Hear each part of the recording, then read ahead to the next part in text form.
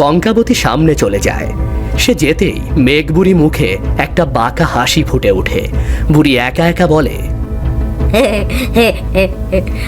আমি জানি তো বাকি মানুষদের মতো এই মেয়েটাও আমার সব মোহর চুরি করার চেষ্টা করবে, আর তখনই আমি ওকে অন্য মানুষদের মতোই একই হালে করে দেব।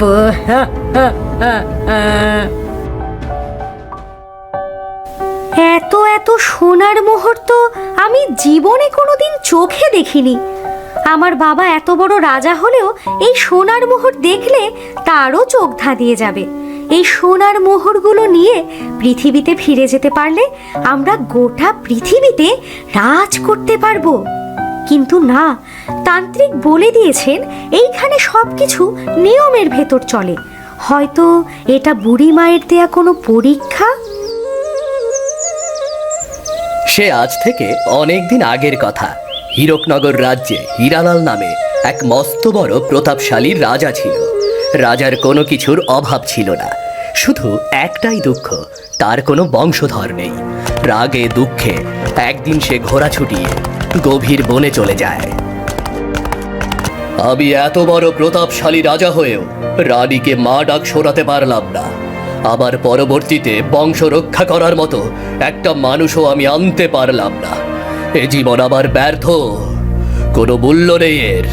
আমি আর এ জীবন রাখবো না আমি। দাঁড়ান মহারাজ হীরালাল, এমন একটা কাজ আপনি করতে পারেন না। দাঁড়ান। আমাকে আপনি কেন আটকালেন তান্ত্রিক মশাই? আমাকে আত্মহত্যা করতে দিন। আমি আর বেঁচে থাকতে চাই না আমি। মরে গেলেই সব সমস্যার সমাধান হয় না। তোমাকে মনে রাখতে হবে, তোমার বেঁচে থাকায় অনেকের অনেক উপকার হচ্ছে। কিন্তু আমার তো কোনো উপকার হচ্ছে না তান্ত্রিক। আমার একটা বংশধর নেই যে আমার পরবর্তীতে এই রাজ্যের ভার নিতে পারে। শুনুন মহারাজ, আত্মহত্যা করা মহাপাপ। তাছাড়া আপনার রাজত্বে রাজ্যবাসী অনেক সুখে আছে। আপনার মৃত্যুর পরে তাদের কি হবে এটাও তো আপনার ভাবা উচিত। কি করব বলুন তান্ত্রিক? এই দুঃখ আমি যে আর সহ্য করতে পারছি না। আমি সৃষ্টিকর্তাকে এত ডেকেছি, কিন্তু তিনি আমাকে সন্তানের সুখ দিতে পারেননি। সদ্য হন মহারাজ, জন্ম মৃত্যু একমাত্র বিধাতার হাতে। তবে আমি আপনাকে একটা সাহায্য করতে পারি, যাতে করে হয়তো আপনার রানীর মা হওয়ার পথটা অনেকটা সহজ হয়ে যাবে। দয়া করে আমাকে সাহায্য করুন তান্ত্রিক। আমাকে এই দুঃখ কষ্টের হাত থেকে বাঁচান আমাকে। এই রক্ত জবা ফুলটা নিয়ে নিন। আজ মাঝরাতে এই ফুলটা পশ্চিম দিকে ফিরে রানীকে খেতে বলবেন। সৃষ্টিকর্তার আশীর্বাদ থাকলে নির্দিষ্ট সময় পরে রানীমা মা হবেন। কিন্তু কি তান্ত্রিক, আপনি কি কোনো কিছু নিয়ে ভয় পাচ্ছেন? মেয়ের গর্ভে যে সন্তান জন্ম নেবে সে কোনোদিনই অন্য কোনো মানুষের মুখ দেখতে পারবে না। যদি ভুল করেও কোনোদিন অন্য কোনো মানুষের মুখ দেখে ফেলে তাহলে সাথে সাথে ওর মৃত্যু হবে। তাই জন্মের সাথে সাথে ওর চোখ বেঁধে দিতে হবে। এর জন্য আমার সন্তানের জীবন খুব কঠিন হবে, কিন্তু তারপরেও আমি এসব কিছু মেনে নিলাম। সব কিছুর পরেও আমি তো একজন বংশধর পাবো নাকি? এতেই আমি খুশি। বেশ, তাহলে এখন জবাটাকে নিয়ে প্রাসাদে ফিরে যা। রাজা তান্ত্রিকের কথা মতো জবা ফুলটাকে নিয়ে রাস্তার ধারে ফিরে আসে। মাঝরাতে রাজা রানীকে ঘুম থেকে তোলে। কি হলো মহারাজ, সবকিছু ঠিক আছে তো? এই মাঝরাতে আপনি আমাকে ডেকে তুললেন যে? কোনো ভয় নেই রানী, সব কিছু একদম ঠিকই আছে। তবে তোমার জন্য এক তান্ত্রিক এই জবা ফুলটা দিয়েছেন। এটা এখন পশ্চিম দিকে ফিরে খেয়ে নাও তো। কিন্তু মহারাজ, এই জবা ফুল খেলে কি হবে?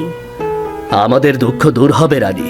তান্ত্রিক বলেছেন এই জবা ফুল খেলে নির্দিষ্ট সময় পরে তুমি সন্তানের মা হতে পারবে রানী। মহারাজের কথা মতো জবা ফুলটাকে পশ্চিম দিকে ফিরে রানী খেয়ে নেয়। এরপর কেটে যায় বেশ অনেক দিন। নির্দিষ্ট সময়ে রানী এক পুত্র সন্তানের জন্ম দেয়। জন্ম হওয়ার সাথে সাথে রাজা তার চোখ বেঁধে দেয়। মহারাজ, এ আপনি কি করছেন? আমাদের সন্তানের চোখ বেঁধে দিলেন কেন? রানী, তোমাকে একটা কথা বলা হয়নি। আমাদের রাজকুমার যদি ভুলেও কোনোদিন অন্য কোনো মানুষের মুখ দেখে ফেলে, তাহলে তখনই তার মৃত্যু হবে। তাই তান্ত্রিকের কথা মতো আমি রাজকুমারের চোখ বেঁধে দিলাম। কিন্তু মহারাজ, আমাদের রাজকুমারের ভবিষ্যৎ কি হবে? চোখ বন্ধ অবস্থায় সে কিভাবে একটা রাজত্ব চালাবে? ভবিষ্যৎ পরে দেখা যাবে। আগে আমাদের উচিত রাজকুমারকে বাঁচিয়ে রাখা। সেই থেকে রাজকুমার চোখ বাঁধা অবস্থায় রইল। এরপর কেটে যায় এক এক করে 25টা বছর। রাজকুমার এখন যৌবনে পা দিয়েছে। একদিন সকালে, মা, ছোটবেলা থেকে আমার দু চোখ বেঁধে রেখেছো কেন মা? আমি কেন আশেপাশের কোনো কিছুই দেখতে পাই না? তুমি কোনো মানুষের মুখ দেখতে পেলে তোমার সর্বনাশ হয়ে যাবে কুমার। কিন্তু মা, আমার যে অবস্থায় থাকতে একদমই ভালো লাগে না। আমি তোমাদের সবাইকে দেখতে চাই। না রাজকুমার, না, তুমি এই আবদার আর কোনোদিন করবে না। তুমি তো আমাদেরকে স্পর্শ করে অনুভব করতে পারো, দয়া করে কখনো দেখতে চাইবে না? আমার বন্ধুরা সবাই সব কিছু দেখতে পায়, তাদের কোনো বাধা নেই। অথচ আমার মা বাবা কেমন, সেটাই আমি দেখতে পারলাম না। কিছুদিন পর মহারাজ হীরালালের আমন্ত্রণে পাশের রাজ্য থেকে মহারাজ মহেন্দ্র কুমার তার মেয়ে কঙ্কাবতীকে নিয়ে হাজির হন। রাজপ্রাসাদের বাইরে হীরালাল তার পরিবার নিয়ে নবাগত অতিথিদের শুভেচ্ছা জানায়। আসুন মহারাজ মহেন্দ্র কুমার, আমরা এতক্ষণ আপনার অপেক্ষায় ছিলাম। আপনি যে আমার আমন্ত্রণ স্বীকার করে এসেছেন, এর জন্য আমি অনেক খুশি হয়েছি। আমিও আপনার রাজ্যে এসে অনেক খুশি হয়েছি মহারাজ। মহারাজ, এই কি আপনার রাজকুমার যার কথা আমি এতদিন শুনে এসেছি? হ্যাঁ রাজকুমারী কঙ্কাবতী, এই আমার একমাত্র পুত্র। রাজকুমারের চোখ বাঁধা দেখেই আমি নিশ্চিত হলাম যে এতদিন উনার নামে যা শুনেছি তা সব সত্যি। কি সুন্দর কণ্ঠ এই মেয়েটার, কি সুন্দর করে কথা বলে। যার কণ্ঠ এত সুন্দর, না জানি দেখতে তাকে কতটা সুন্দর হবে। আজ আমাকে কেউ আটকাতে পারবে না। যে করেই হোক এই মেয়েকে আমি এক নজর দেখবই দেখব। বাবা মায়ের দেয়া সব নিষেধ এক মুহূর্তে রাজকুমার ভুলে গেল। চোখের ওপর বাঁধা কাপড়টা সে এক টানে খুলে ফেলল।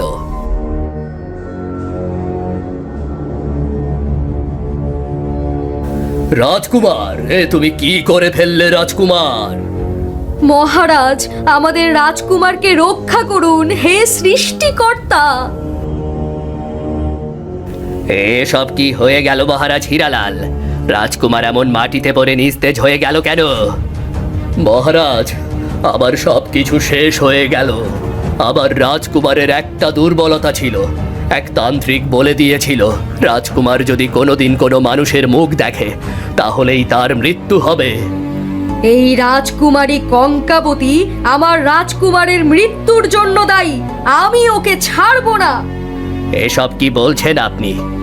আহা, আমার রাজকুমারী কিভাবে রাজকুমারের মৃত্যুর জন্য দায়ী হতে পারে? ও তো কিছুই করেনি। না বাবা, রানীমা একদম ঠিক কথাই বলেছেন। আমার কারণেই রাজকুমারের মৃত্যু হয়েছে। আমার কথা শুনে সে আমাকে দেখার জন্য চোখ থেকে কাপড়টা খুলে ফেলে। আমি তার মৃত্যুর জন্য দায়ী।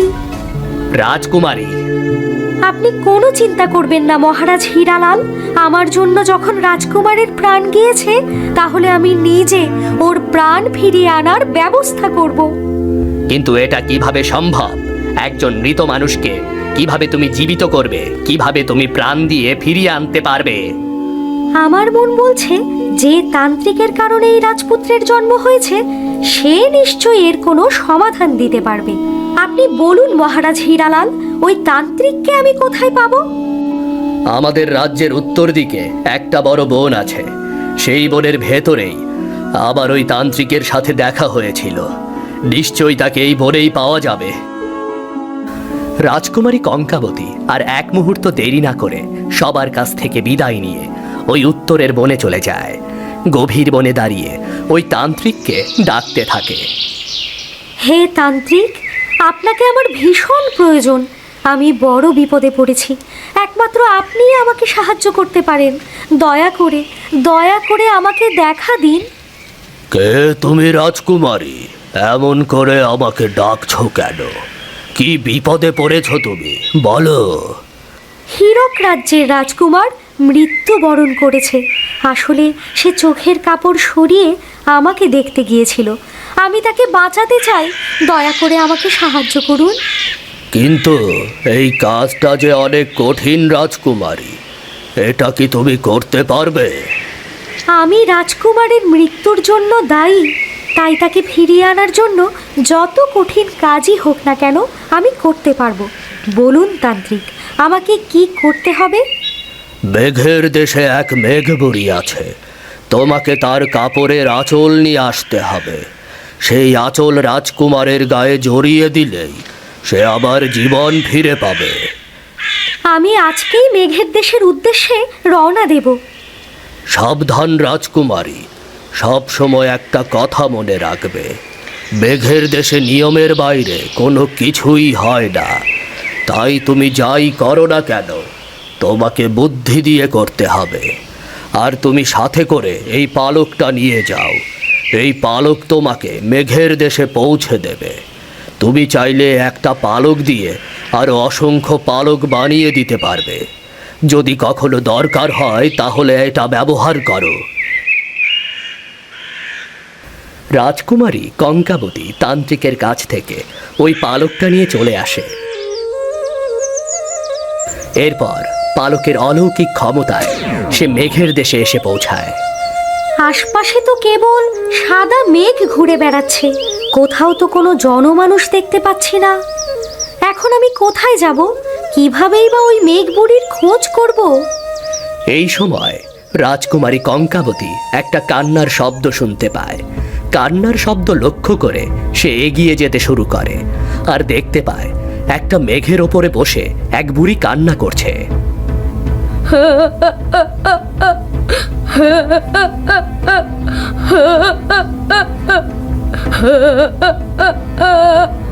তোমার কি হয়েছে বুড়িমা? তুমি এরকম কান্না করছো কেন? আমার বড় দুঃখ রে মা, আমার একটা ভালো কাপড় নেই। আমি চাচ্ছি কেউ যেন আমাকে সোনার মুদ্রা দিয়ে একটা কাপড় বানিয়ে দেয়। আমার কাছে অনেক মুদ্রা আছে, কিন্তু কেউ আমাকে একটা কাপড় বানিয়ে দিতে পারছে না। তুমি কোনো চিন্তা করো না বুড়িমা, আমি তোমাকে কাপড় বানিয়ে দেব। তুমি বলো কোথায় আছে তোমার সেই সোনার মুদ্রাগুলো? এখান থেকে একটু সামনে এগোলেই একটা সাদা মেঘের ওপরে সোনার মুদ্রাগুলো জড়ো করা দেখতে পাবি। তুই যদি আমার জন্য কাপড়টা বানিয়ে দিস তাহলে বড়ই উপকার হয়। তুমি কোনো চিন্তা করো না বুড়িমা, আমি নিশ্চয়ই তোমার জন্য এই উপকারটুকু করে দেব। কঙ্কাবতী সামনে চলে যায়। সে যেতেই মেঘবুড়ি মুখে একটা বাঁকা হাসি ফুটে ওঠে। বুড়ি একা একা বলে, আমি জানি তো বাকি মানুষদের মতো এই মেয়েটাও আমার সব মোহর চুরি করার চেষ্টা করবে। আর তখনই আমি ওকে অন্য মানুষদের মতোই একই হালে করে দেব।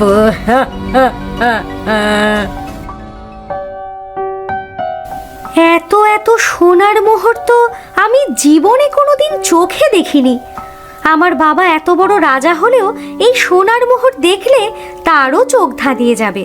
এই সোনার মোহরগুলো নিয়ে পৃথিবীতে ফিরে যেতে পারলে আমরা গোটা পৃথিবীতে রাজ করতে পারবো।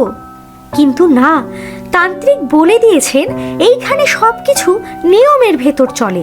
হয়তো এটা বুড়ি মায়ের দেয়া কোনো পরীক্ষা। কঙ্কাবতী একটা মোহরও স্পর্শ করল না। সে তান্ত্রিকের দেওয়া পালক থেকে অনেকগুলো পালক বানিয়ে নিল। তারপর সেগুলো দিয়ে আস্তে আস্তে একটা শাড়ি তৈরি করতে লাগলো। বেশ কিছুক্ষণ এভাবে কেটে গেল। এরপর মেঘবুড়ি ওদের পাশে এসে দাঁড়ায়। কই রে, আমার সোনার মোহরের শাড়ি কোথায়? তুমি আমাকে ক্ষমা করো বুড়িমা, আমি তোমার সোনার মোহর দিয়ে শাড়ি তৈরি করিনি, বরং পালক দিয়ে একটা সুন্দর শাড়ি তৈরি করেছি, যা পরলে তোমার অনেক আরাম লাগবে। কই দেখি তো তোর শাড়িটা পরে। এটা তো সত্যি অনেক আরাম লাগছে। আমি তো এমন একটা শাড়ি চাচ্ছিলাম, কিন্তু একটা বিষয় দেখে আমি বেশ অবাক হচ্ছি। বুড়িমা, আমি কি কোনো ভুল করে ফেললাম? তুই কোনো ভুল করিসনি, বরং তুই আমাকে অবাক করে দিয়েছিস। এতগুলো মোহর সামনে পেয়েও তুই তার একটাও স্পর্শ করে দেখলি না। তোর সততায় আমি অনেক খুশি হয়েছি। তোর শাড়ি পেয়ে আমি তার থেকেও বেশি খুশি হয়েছি। বল তুই আমার কাছে কি চাস? বুড়িমা, আমি তোমার পরা আগের কাপড়ের আঁচল চাই। নিশ্চয় নিশ্চয়, আমি তোকে গোটা কাপড়টাই দিয়ে দেব, সাথে এই সব মোহর আজ থেকে তোর। আমি অনেক মানুষ দেখেছি, কিন্তু তোর মতো এত সৎ মানুষ দেখিনি, তাই এগুলো তোর সততার পুরস্কার। তোমাকে অনেক ধন্যবাদ মেঘবুড়ি, আমাকে এখন ফিরতে হবে, আমি তাহলে ফিরে যাই। মেঘবুড়ির কাছ থেকে বিদায় নিয়ে তার আঁচল আর সোনার মোহর নিয়ে কঙ্কাবতী ফিরে আসে। রাজবাড়ির বাইরে সবাই কঙ্কাবতীর অপেক্ষায় বসেছিল। কঙ্কাবতী এক মুহূর্ত দেরি না করে রাজকুমারের গায়ে মেঘবুড়ির সেই আঁচল জড়িয়ে দেয়। সাথে সাথে রাজকুমার তার প্রাণ ফিরে পায়। বাবা দেখো, আমি সবাইকে দেখতে পাচ্ছি, আমি আমার প্রাণ ফিরে পেয়েছি বাবা, আমি এই সুন্দর পৃথিবী দেখতে পাচ্ছি। হ্যাঁ বাবা, এ সব কিছু হয়েছে এই রাজকুমারী কঙ্কাবতীর কারণে। রাজকুমারী কঙ্কাবতী, আমি তখন তোমাকে রাগের মাথায় অনেক খারাপ কথা বলেছি, তুমি দয়া করে কিছু মনে করো না। আমি এর জন্য কিছুই মনে করিনি রানীমা, আপনি বৃথাই নিজে নিজে কষ্ট পাচ্ছেন। মহারাজ, আমি সাথে করে আমার মেয়েকে নিয়ে এসেছিলাম একটা কারণে। আমি আমার রাজকুমারীর সাথে আপনার রাজকুমারের বিয়ে দিতে চাচ্ছি। এরপর তো মাঝে এত কিছু হয়ে গেল, তাই বলার সুযোগ হয়নি। এ তো আমার জন্য পরম সৌভাগ্য, আমরা রাজি মহারাজ।